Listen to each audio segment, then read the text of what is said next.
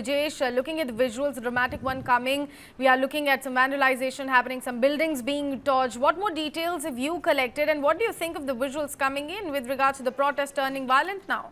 Well, I think, the administration clearly have a task at hand, because if you look at the visuals, it looks like it's a BJP office or something associated with the BJP, and that has been burned. The vehicle which is there has been torched. So it is very clear that there's a big task as far as the police administration is concerned. But the fact of the matter is, this is not the first time Sonam Wangchuk has sat on a dharna, and because as Meraz was pointing out, there are two demands: A, the environmental preservation, and the second most important thing, perhaps the most important thing for them, is which is inclusion in the 6th schedule, and also a demand for statehood. This is post abrogation of Article 370. So this demand is something on which they have sat on dharna for the second time, and there is a meeting which is scheduled on October 6th, but they are saying that this time they are not going to move away till one of their demands, but the key demands, is met, because they feel that if they are under 6th schedule, then they will be getting a lot more autonomy, the tribal status will be there, and their interests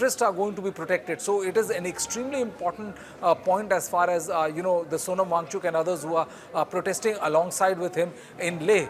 It's going to be a very big task for the government to come to a decision as to what kind of a decision they take, whether inclusion of 6th schedule takes place, or even more the granting of statehood. But I think, this is not going to come out this easily and this quickly. So all eyes would be on the meeting, the unilateral meeting which has been called on the 6th of October. It'll be interesting to see how it pans forward as far as this particular protest is concerned. Sakshi? What can be expected from this upcoming meeting, though, Brijesh? What are the key demands that these protesters are going to move forward? Because this is not the first time that we are looking at protests happening in these volatile areas. We should not forget that Ladakh actually is lining the China border, having such protests happening there. And of course, speaking about the visuals coming in from Leh, what kind of impact will it cause on BJP and of course the upcoming Hill Council elections?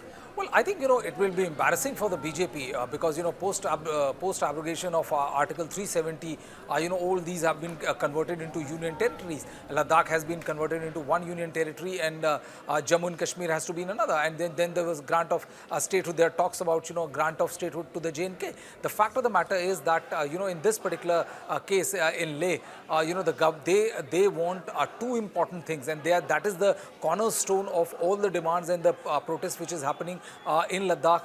They say that they have to be included in Schedule 6, Article 6, and also a grant of statehood for Leh. And until unless that happens, they are not going to back down. First, we saw Sonam Wangchuk sitting on a very long fast, him being called to Delhi. There were a series of meetings with the Ministry of Home Affairs, and then some sort of